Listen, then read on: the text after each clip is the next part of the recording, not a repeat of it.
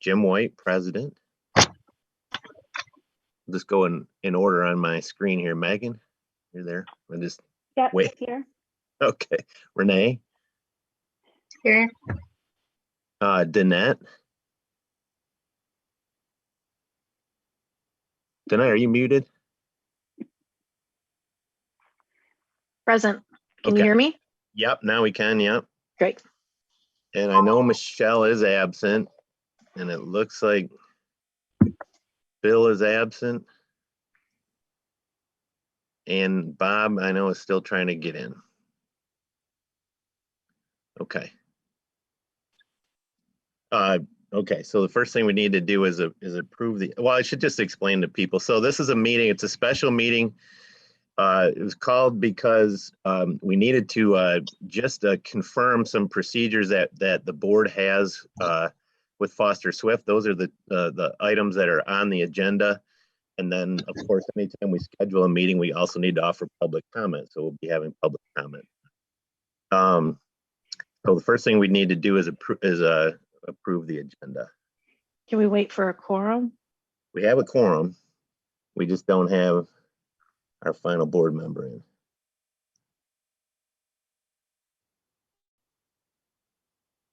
So we'll give it a minute.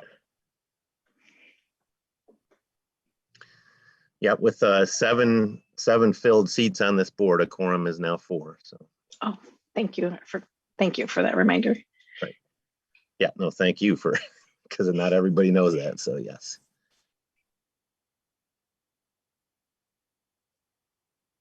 Okay, let's see if Bob's out there.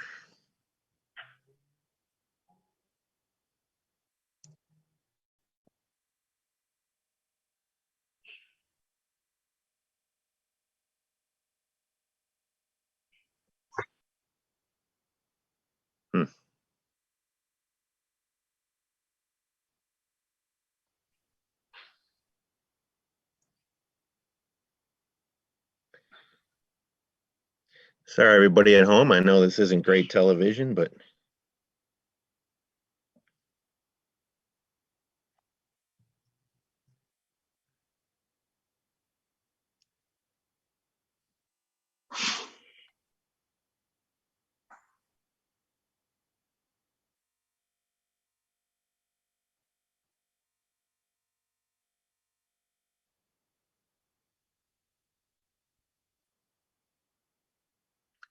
okay. I'm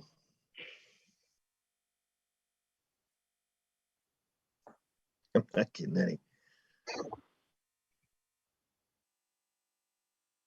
Oh, there he is. Okay, there we go.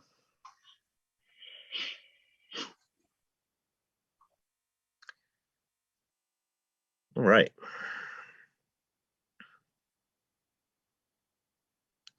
As soon as he gets unmuted.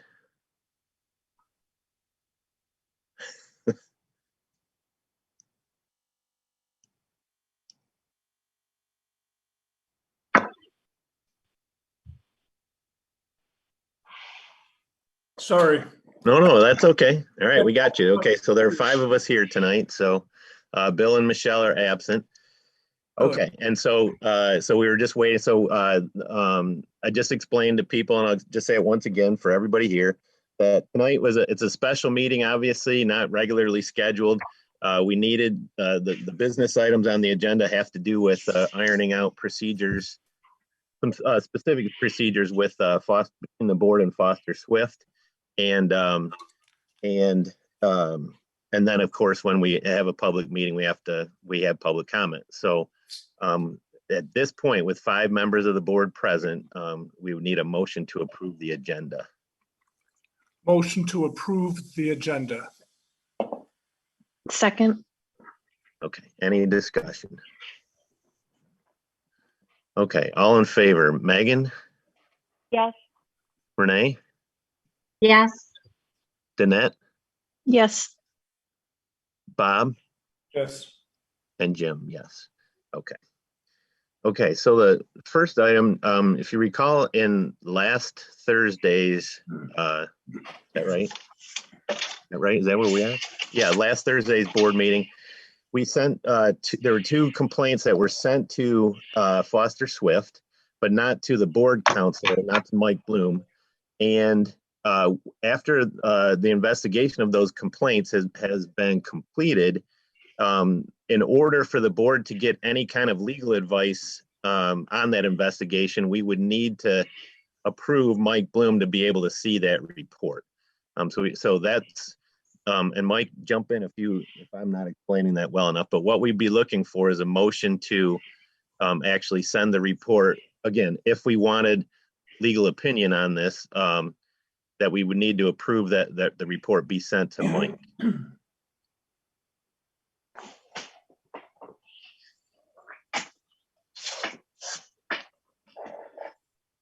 Hey, Jim, Mike is muted. He's muted. Okay, Mike is muted. working on it.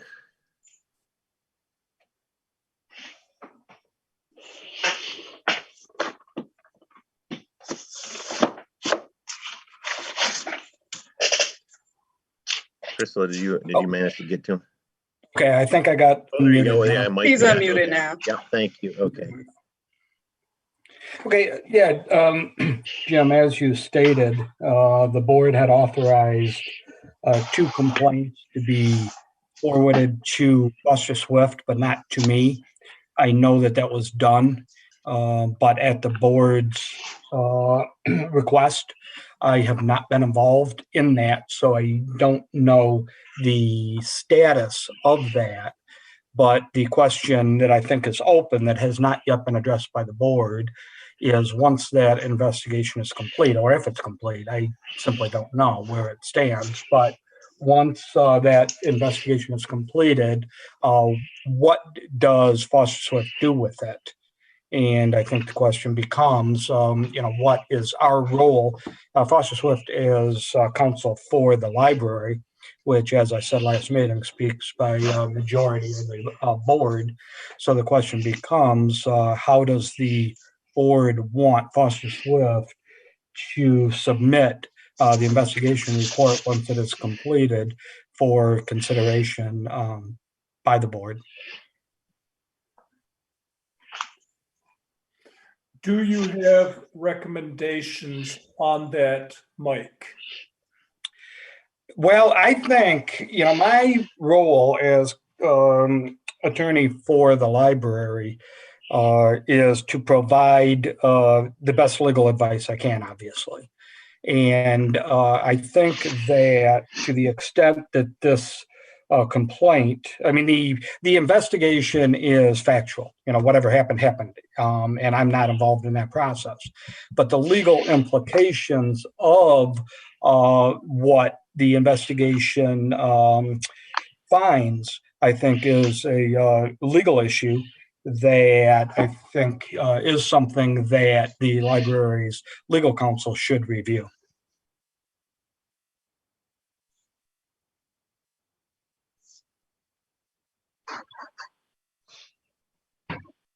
Renee? Would it be wise to hear what Foster Swift, the other person, the legal counsel, has to say to the board first before we make a decision on what to do? You mean what to do with the report? Correct. So, and Mike, jump in, but so as I understand, so that could not be done in, well, I don't know if I'm saying this right, but I don't believe that report could be taken into closed session by the investigator. It only be like if the board decided they wanted to hear about this report in closed session, that could only be done with board counsel. So, is that right? Like, so the board could decide that we want to hear from the investigator directly, but that would be done in open session.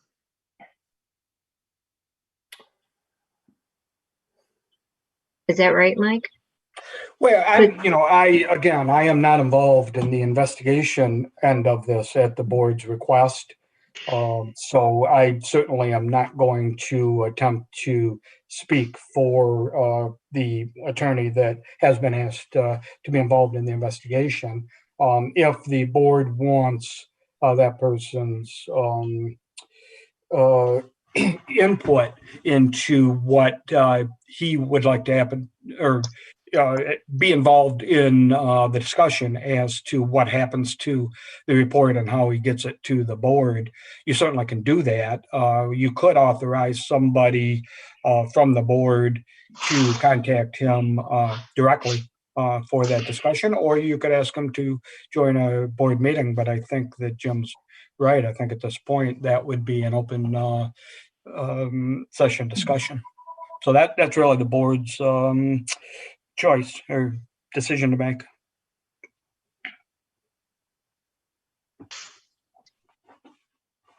If I may, I'm not entirely clear. Obviously, I was not at the last session. I heard it was rather eventful. I am not entirely clear why Mike is not particularly involved in this discussion. I'm not sure that this is a distinction which bears particular merit in any case. I come from a litigation practice, and the court rules require that the appearance of counsel is the appearance of the firm. So a distinction between Mike and his law firm doesn't quite make sense to me.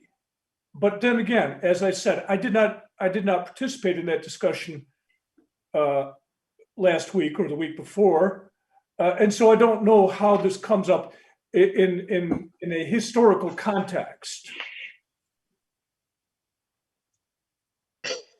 And I'm struggling because I'm not sure what I'm supposed to say. What I can say, Bob, is that there were 2 complaints against board members that we didn't have a procedure for dealing with complaints at that level. So the motion or the decision that the board took was to send these on to Foster Swift, but to create a kind of a firewall between our usual attorney and the person who would investigate these complaints.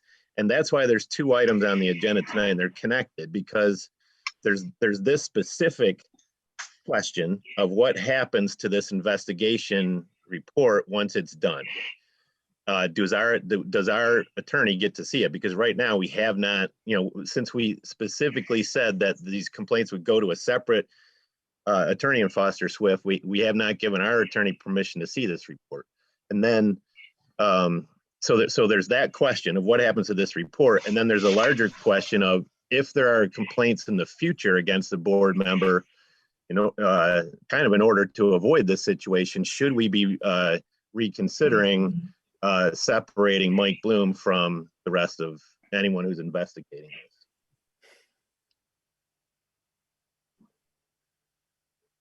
Well,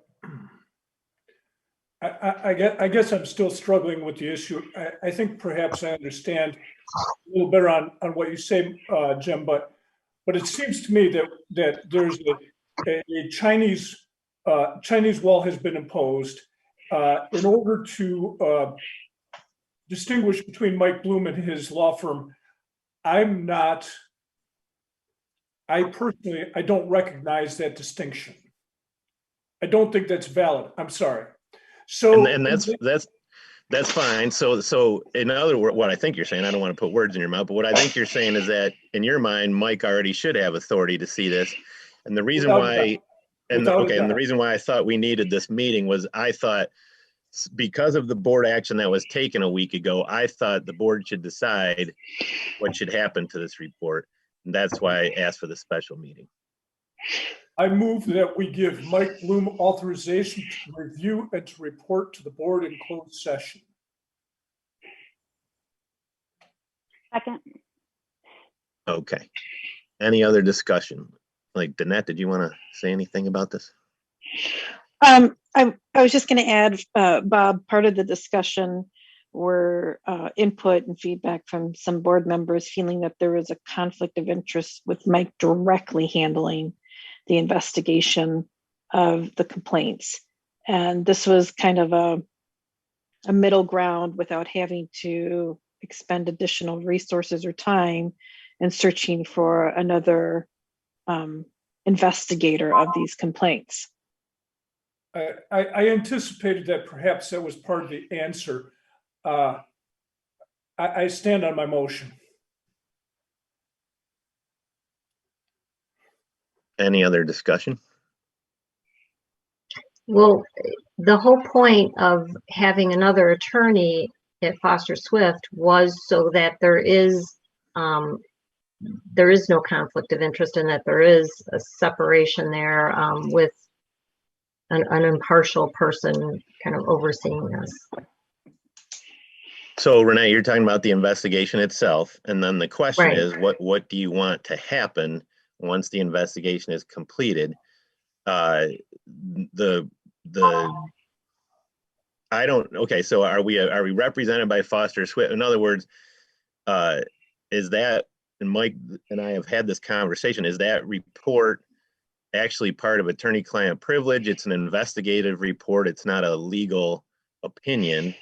That's what Mike said about it being factual. So how does the board, we could decide right now, the motion is to have Mike at least look at it and come back and talk to us, but we could decide, and even after Mike looks at it, if we vote that way, it could be that, that we discuss this in open session. Obviously we haven't decided what to do. All we're doing right now is try to figure out if the attorney that represents the board should be looking at this report.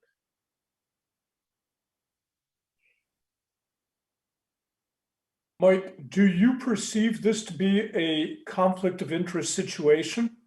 I do not.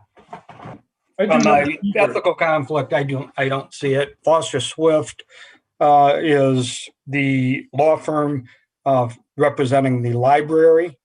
As such, every attorney in Foster Swift has a ethical obligation to the library as a whole and to act in the best interest of the library.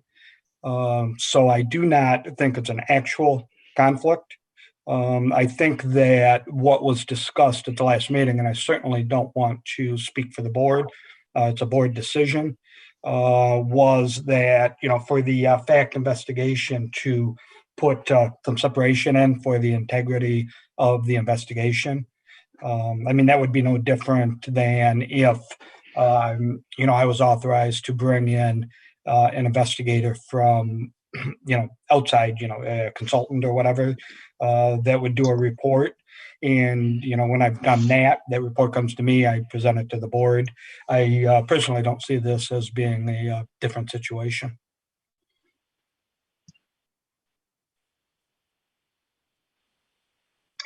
So you're saying that the other attorney cannot speak with us in closed session, is that right?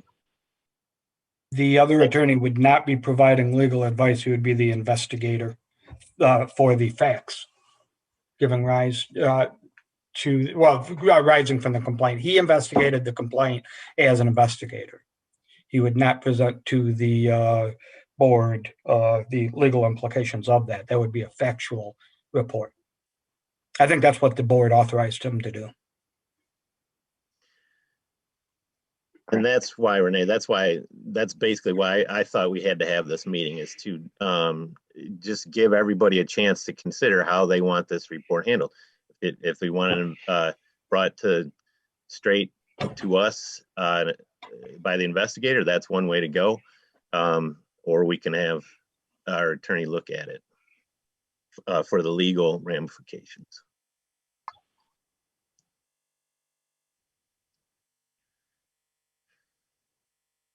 So I know I sense people are pondering that we do have a motion that's been seconded.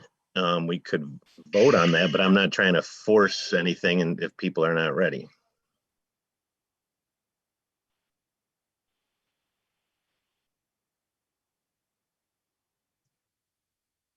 No, I appreciate the additional discussion and insight from Mike, so that's helpful to move forward from my perspective.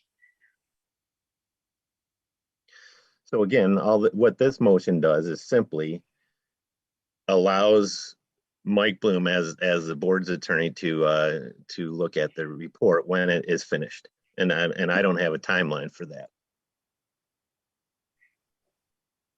Well, the motion, my motion, Jim, was actually that he review it and that he meet with us to provide legal advice in closed session as our legal counsel. That's what my motion intends. Okay, I got you, Bob. Okay. I was assuming that part right, because once we gave Mike, right, you're right. I just want to warn you, all of you, and warn the public that this does entail perhaps another special meeting and another closed session. But anyway, so are there any questions about the motion or any discussion about the motion? Yes, Renee. Just a question.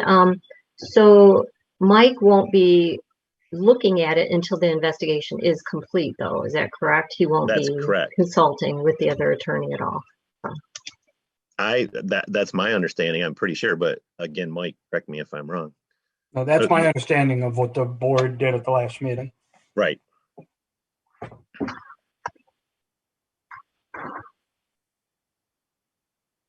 Okay, so are we clear?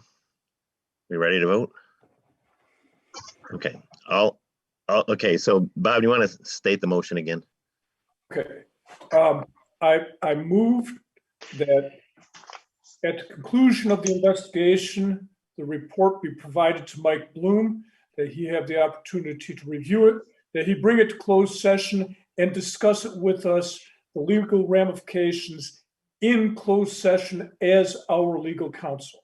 That is my motion. Thank you. Okay, all in support. Bob, Yes. Megan, Yes. Renee, Yes. Danette, Yes. and Jim, yes. Okay, thanks, everybody. So then the second item on the agenda was to determine what should be the general procedure.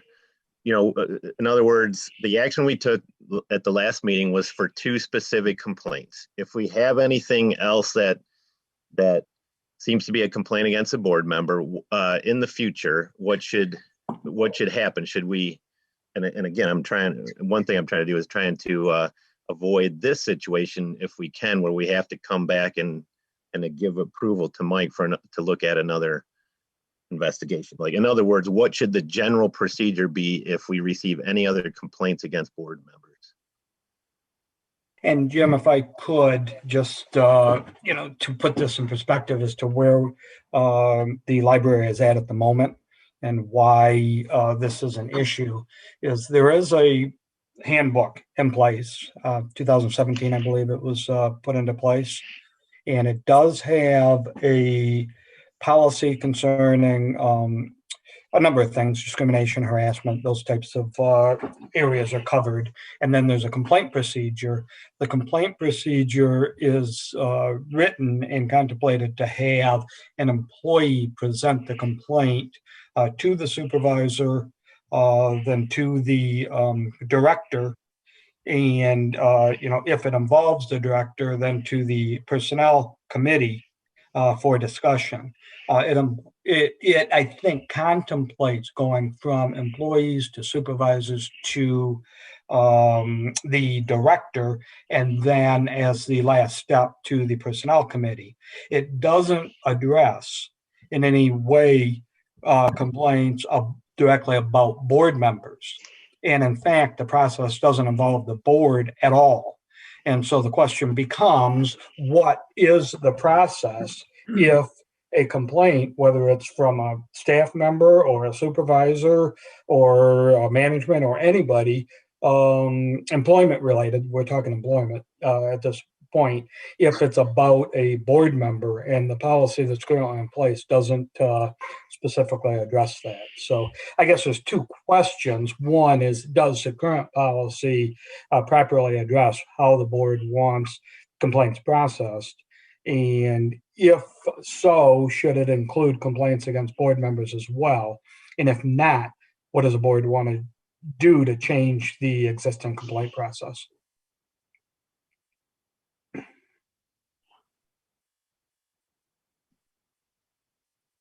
Are you suggesting that we amend the bylaws at this time, Mike? Are you suggesting that might be the appropriate answer? Well, this process isn't specifically called for in the bylaws. It's in the handbook. Yeah. So, and it depends on what process the board wants. And there was an ad hoc committee put together to look at this issue exactly. And I think that is in the works. And I think at least two, if not all three members of the ad hoc committee are present. And so that might be something the board might want to hear where that stands. But the tight issue is, how does a board want complaints against various board members processed? So the ad hoc process does not take into consideration complaints against the board or director. The ad hoc process was put in place if individual staff members, management, not including executive leadership or board, if they had a complaint, it was another opportunity to either forward a complaint anonymously and to an external neutral party. That was the intent of the ad hoc committee. So the issue that you've brought up, Mike, was not actually in the scope of what that ad hoc committee was working to. Renee, if you want to correct me on your understanding of the scope. No, I agree. Okay, thank you. And So we have a void on what happens when a complaint is against a board member. Right. Go ahead, Ben. Mike, I'm hung up on the word complaint because as you and I both know that can necessarily imply certain levels of formality. I can get up in the morning and complain that my back hurts. That's a complaint. Or it could be a formal legal process, an administrative or a judicial process. Are we putting these all together? Someone's unhappy and wants to have a word with their supervisor in the same scope as a formal proceeding before an administrative body, for example? No, and that is one of the issues you see a lot, is what does a complaint mean? And and in the context of employment law and in the contemplation of the policies, is the complaint is a complaint for violation of some other policy, the equal employment opportunity policy, the hostile work environment policy, or the work environment policy, the retaliation or harassment policy. So the complaint procedure would be tied to complaints that one of the board policies in that regard was violated. And that necessarily implies a formal complaint written, filed with an administrative or a judicial body? No, not necessarily. That can be internal. Okay.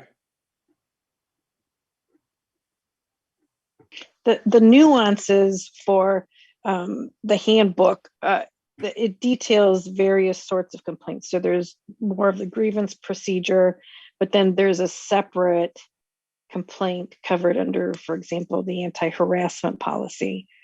The route that's recommended now, and this loops us all the way back to why we had an ad hoc committee originally. The route that's recommended now in the handbook is as to grievances when there is not some sort of reconciliation or satisfactory result with a supervisor. Then the appeal process is to go to the director. And from there, if they feel like that appeal process didn't work, it would go to the personnel committee. The complaints under the anti-harassment policy can, at least from a Title VII perspective, in looking at this in the light most favorable to someone who has a complaint of harassment, it cannot be forced down a path with the idea, for example, in the handbook right now, the grievance procedure says, if you don't bring it in a certain time period, you lose it. We're not going to take reaction to that. But Title VII, when it deals with harassment, doesn't give that same do it now or never kind of parameter. And it also doesn't mandate that you have to For example, to serve notice of a complaint of harassment, you have to follow a procedure. That's why we had the ad hoc committee to say complaints of that nature, of discrimination or harassment in particular, was what the ad hoc committee was set up for, is so that you can complain in one more avenue that allows Title VII's intent to be preserved, where a person doesn't have to just bring it in a certain time period or lose their right to complain about it, and that they don't have to go through this protocol, because it could be that their concerns include individuals in that reporting pipeline. So I don't know, Mike, if you could, clarify or correct on that sentiment from my perspective, but it seems to me that complaints of harassment differ, as would, for example, a complaint of a wage and hour issue, as would I didn't get my pay on time. Those are very different types of complaints that would still warrant an employer to respond. But I do feel like Title VII in particular has protocols where you can bring it longer than 30, 60, 90 days, and it doesn't have to be in a prescribed methodology. No, I agree, Danette. And there are two different style complaints or types of complaints contemplated by the handbook. One is just what you said. There could be, somebody has a pay issue, or somebody has, usually you see a performance issue, and they were written up and disciplined in some way. There's a specific process for addressing those style complaints. Those are issues generally pertaining to the employee's job performance or pay and benefits. And that complaint procedure in the handbook is specifically addressed for those style complaints.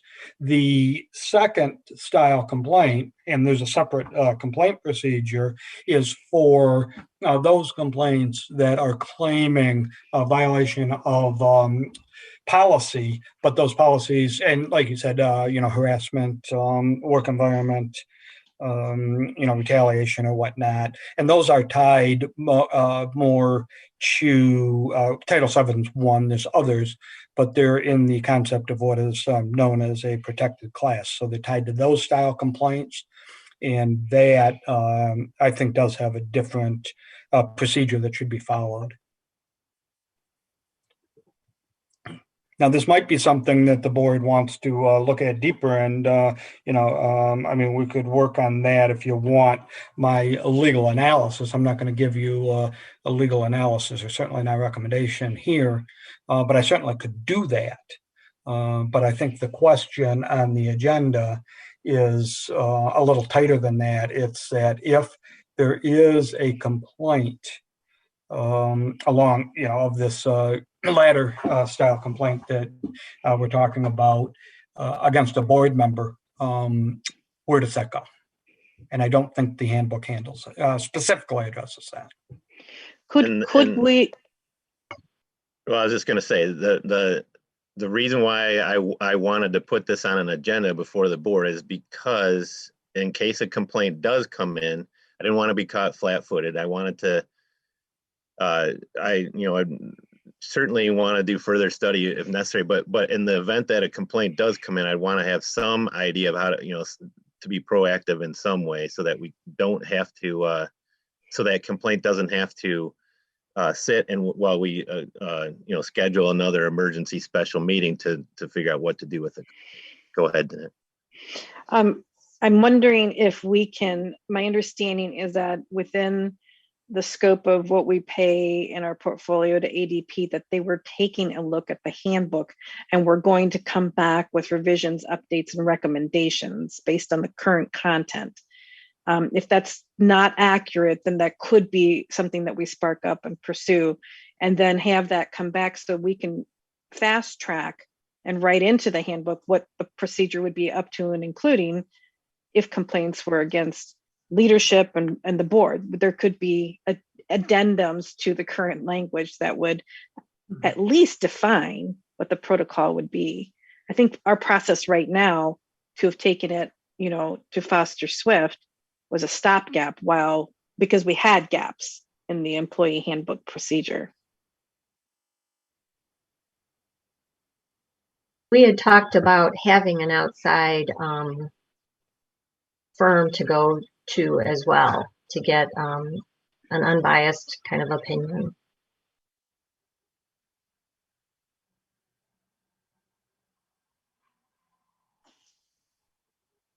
Right, and we actually had considered in the last meeting of putting out an RFP for the complaints we already are dealing with. An RFP to find somebody to address the complaints we're dealing with, and we had landed on Foster Swift.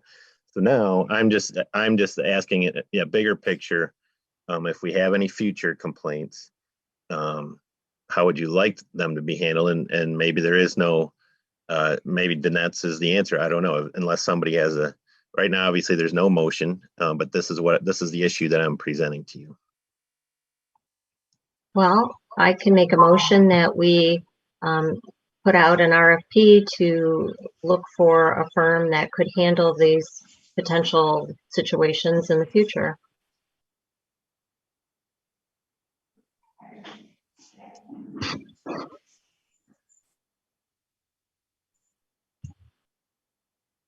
Is there any second?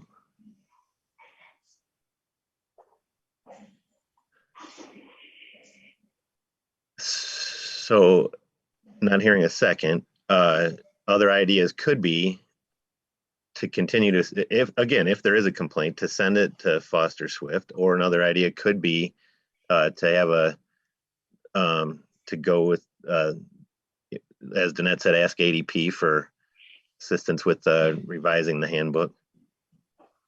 Megan?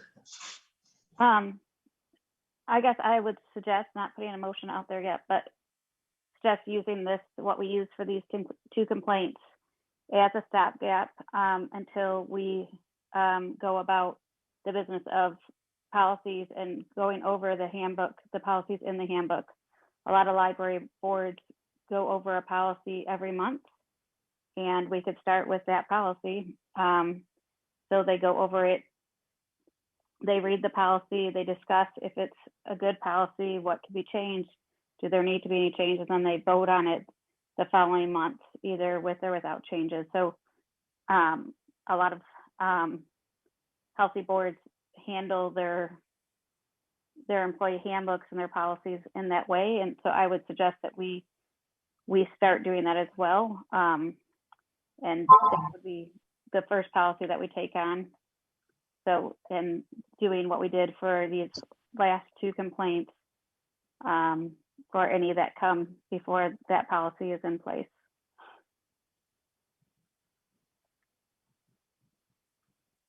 Okay. Bob, were you going to say something?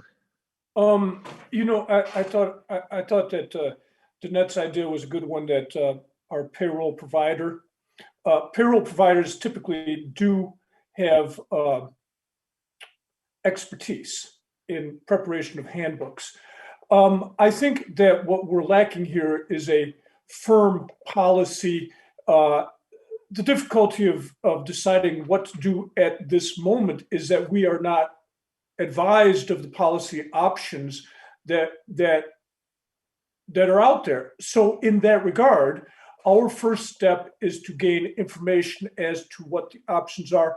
I do think that a payroll provider with expertise in preparation of employee handbooks would be a good starting point, a good reference. Once we have an understanding of what can be done, what should be done, what best practices are, I think at that point the discussion becomes, okay, how do we adopt this to our situation? But until we have that information, I would be reluctant to make any definitive decisions at this juncture. I think we simply don't know. Okay.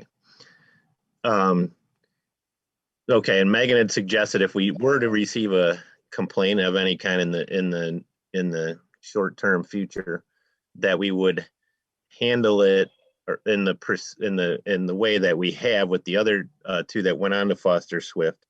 So in other words, as we're studying this, is there something, this is what if we don't, and that's fine, we can walk away right now from this issue. It's just if we did receive another complaint, it would require another, at this point, in my mind, it would require another special meeting to figure out how to handle it. Yes, I agree. Danette? Are you muted? Sorry, I had to mute. There was background noise going on here. So we could, I still think that we could write into the handbook exactly how to handle this situation moving forward. If it included an external source that we wanted to identify at that point, I do think that coming back as a board to make that careful consideration of that specific policy might be a good idea prior to sending out an RFP. The reason why that makes more sense from my perspective to go about it pragmatically of having, first of all, if ADP does have it in their portfolio to offer that, then we're already paying for it, we should be utilizing it.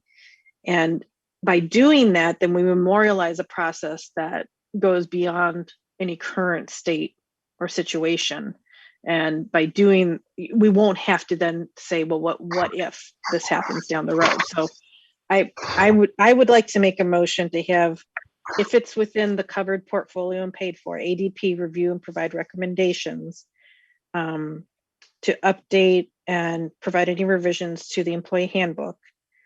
And once we as a board have an understanding of what revisions are being recommended, we could at that time determine what priority of policy should be reviewed and studied further by the board for revisions. Okay, and I'm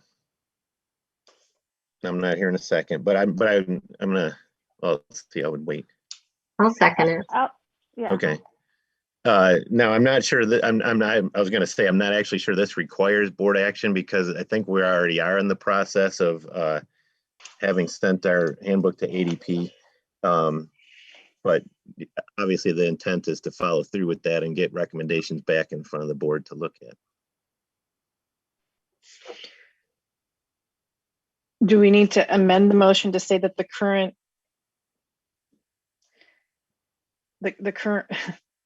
de facto process stays in place until we've completed the review and revisions of the handbook process? Well, that's where I kind of predicted we might go, at least for in the immediate short term. And so then so then we're okay. So what is I would just wanted to clarify what and I know we have a motion on the table, or maybe we're amending it, but I want to clarify what the de facto process is, because right now it was to send a complaint to an investigator at Foster Swift, but yet we hadn't given our attorney permission to look at the report. And I didn't want to go through this situation again if we could avoid it. So at this point, we did give permission. Right. Okay. So are we saying now that's the revised de facto procedure? Which is fine. As long as we understand that. That's what I wanted to make sure. The other issue too is that we provided this as the de facto process because only as to complaints against board members. Right.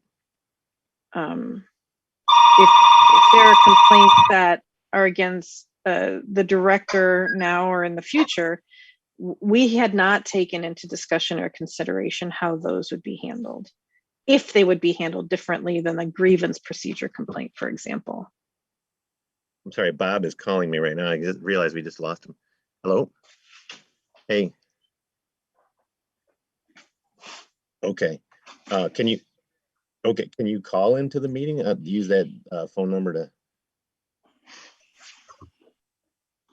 There's on the let me see if I can let's see here. Crystal, do you? I'll send it to him again. Okay, thank you. Not the link. He needs the phone numbers. He lost It's his all internet. in the same email. But he can't get it. He lost his internet. Oh, okay. Yeah, he's on phone only right now. If we could text him a number, I think she's going to try to text you. I got it. Okay. Thank you. Okay. Sorry, everybody. Danette, I'm sorry. I interrupted you. No, that's all right. Do we want to wait for Bob to dial back in? Well, yeah, he's going to try to get back in. Yeah. I mean, yeah. So. Okay. The quickest way to do this, Jim, is for you to text me his number. Okay, okay, we'll do that.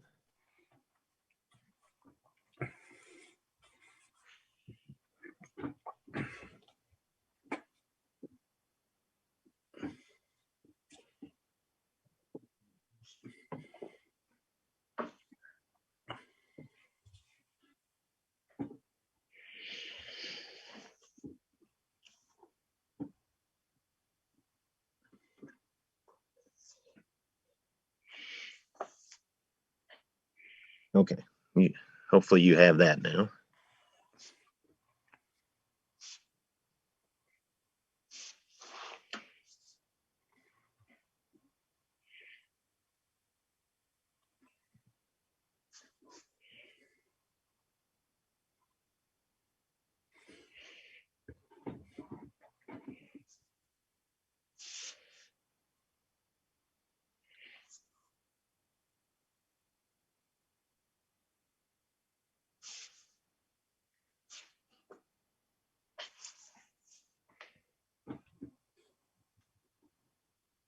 Okay, I sent him the numbers. Let's see here, and I think you there. Oh no.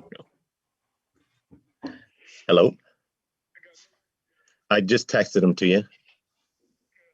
Okay. Okay. Yep.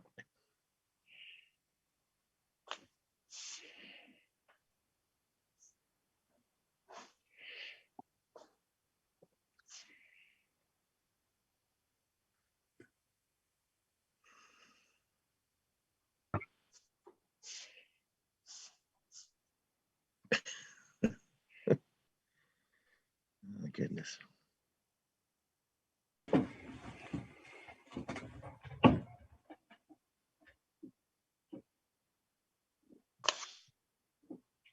Thought for sure we would avoid all of these glitches tonight.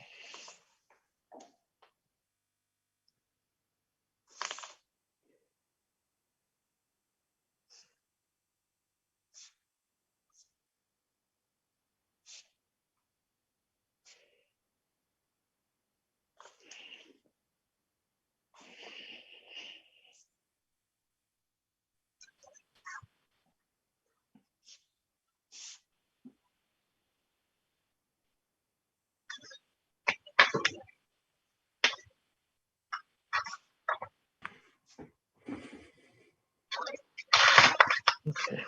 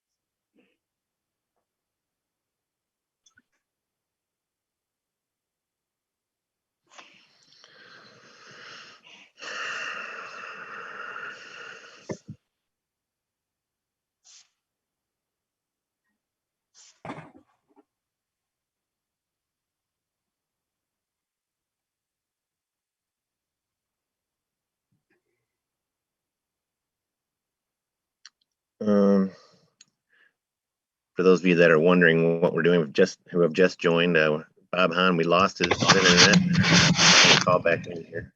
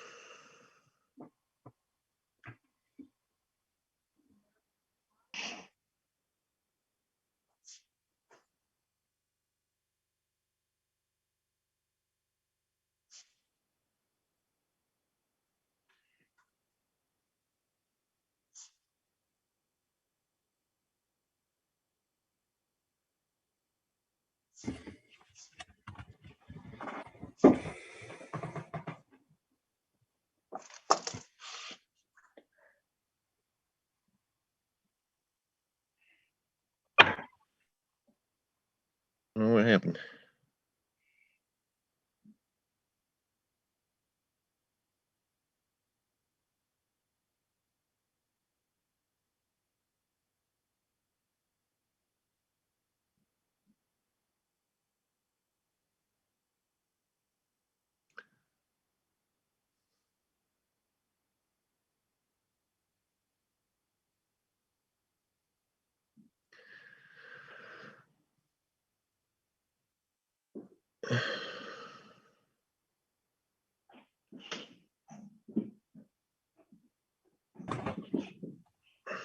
I don't have any contact from Bob. I'm sorry. Here, let's try one more thing.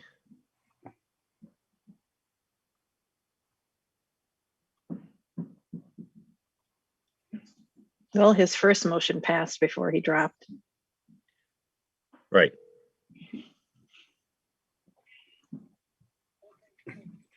Okay, so here, maybe, I don't know. I don't even know. I probably can't hold you up to the computer like we tried with Paul.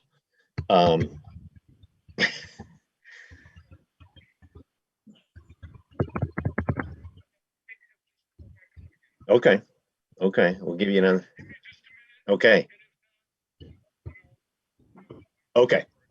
Yep, thanks, Bob. Okay, everybody, just we're giving it another second here. He thinks he might have his internet reconnected. So again, if you're keeping track at home, we lost Bob, and we're just trying to get all of our 5 members of our board back together.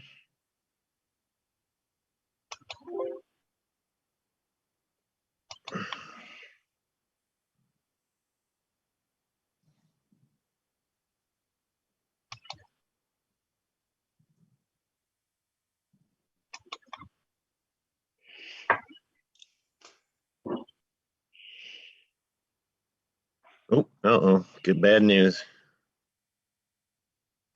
Hello? Okay.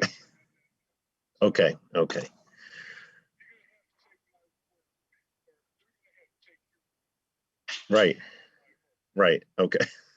Okay.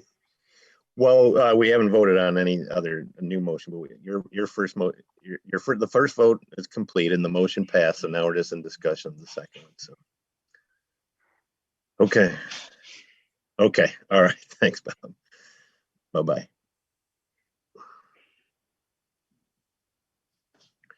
Okay, I don't think we're gonna get him back. He's gonna keep trying.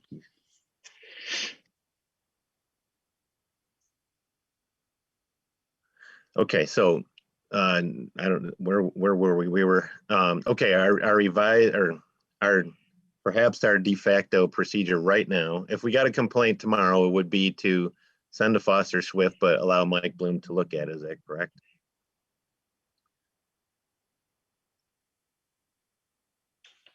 I think it might depend. I draft while we were waiting for Bob. I drafted a motion. If I could read it out and we see how it settles.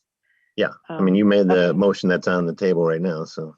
Yeah, so the amendment to that would be that in the interim, the current de facto complaint process would stay in place, which would encompass complaints against a director or board member. Okay, and then should we state what that de facto process is? That would be based on the motion that just passed. Okay, in other words, we would send any complaint to a Foster Swift investigator who could share it without further board action, who could share it with Mike Bloom. Yes. Okay. Is there a second for that amended motion? Second. Okay. Any discussion?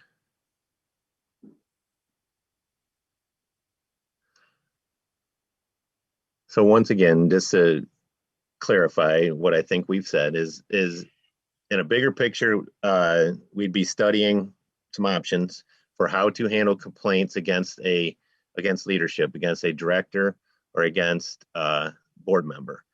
But if we receive, in the meantime, if we received a complaint, the way to handle it, the motion is to once again have it be investigated by Foster Swift, but at the same time, the board's attorney, Mike Bloom, could also be looking at it.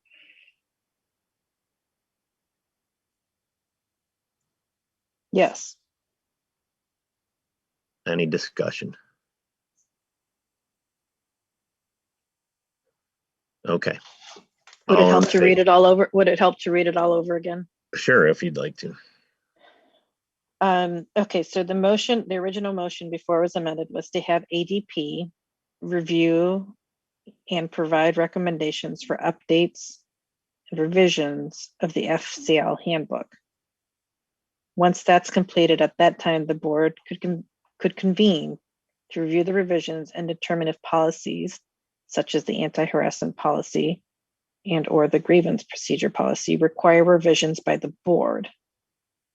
In the interim, the current de facto process, which we agreed was just voted upon in previous motion, would stay in place and would encompass complaints against a director or board member now or in the future.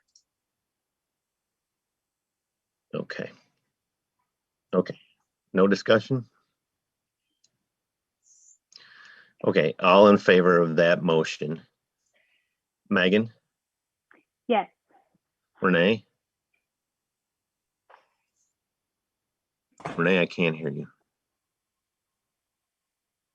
I think you're muted. Yeah, I was muted. Yes. Okay. Danette? Yes. And Jim? Yes.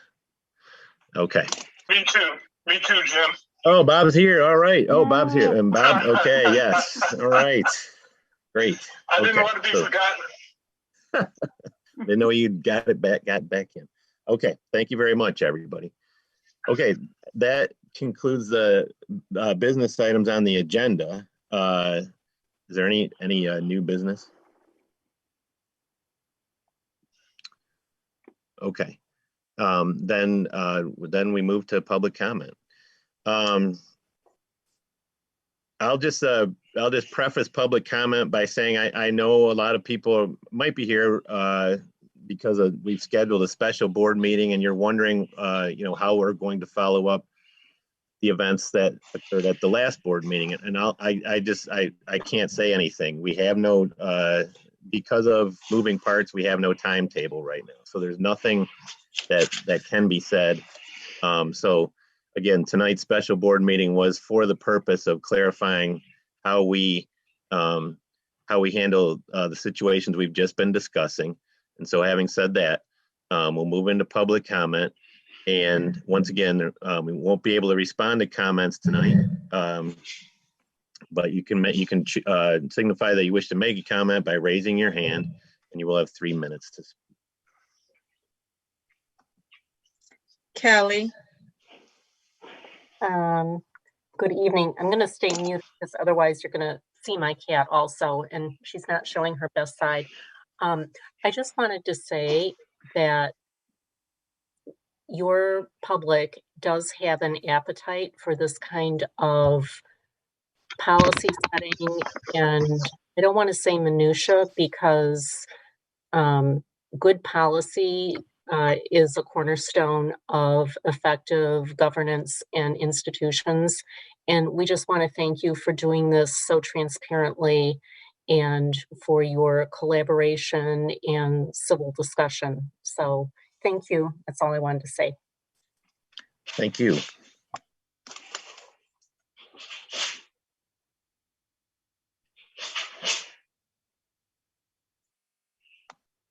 Any other hands, Crystal? There are not. Oh my goodness. We achieved a boring board meeting. Is there any other public comment? Wait, there's a hand now. Yep, Rachel. Go ahead and unmute yourself, Rachel.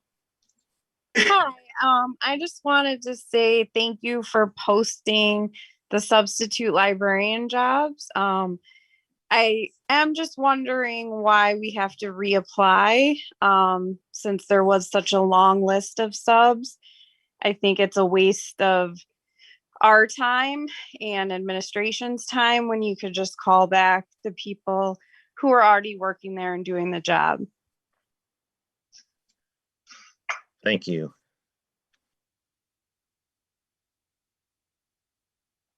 I know we said we wouldn't respond to public comment, but I don't know if we can answer Kelly, would you like to answer that question?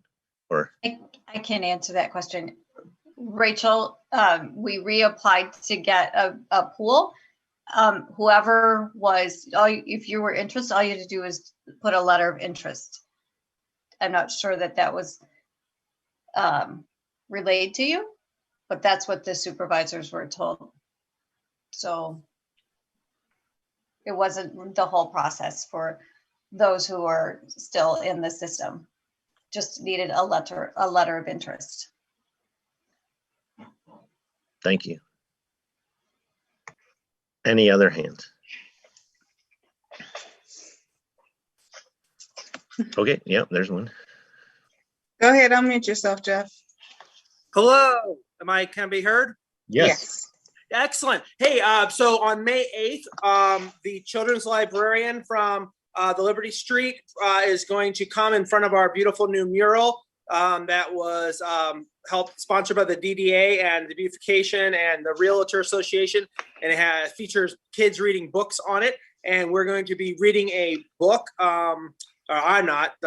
Miss Maria is, and we're going to try to have some more activities. It's going to be the opening of the farmers market that day. We're going to close off the parking lot so that we can have a safe area for children to hang out, which also kind of means that it hurts our business a little bit, but that's okay because it's going to only last for a short while, and we're going to be able to gather a lot of people in and celebrate the spring and celebrate reading and celebrate kids and celebrate our community and our diversity in our mural. It shows all the kids from our town. So we're just super excited, and we've reached out to other people to come and talk and try to make a small celebration of our library there next to the bakehouse. So that'll be May 8th, 10:30, I believe. So check your calendars and come on down and check it all out. Thank you. Thank you.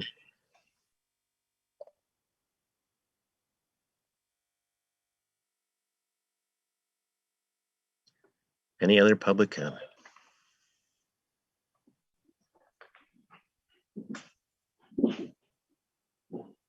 Is that it?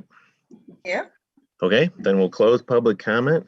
We had a slot on the agenda for any board comment. I don't know if any board member wishes to say anything other than a motion to adjourn. Motion to adjourn. Okay. Second. Okay, before we vote on that, I just wanted to say thank you, everybody, for coming here tonight, and just thank you for your interest, your ongoing interest, and your ongoing care for the library. Thank you. All right, all in favor of adjourning? Aye. Aye. Okay. Aye. Aye. Okay, I heard enough voices. Thank you. Okay, thanks, everybody, and have a good night. Good night. Wow, this is the shortest board meeting. Well, again, it was a special one, but yeah, we got to do that with the regular ones now.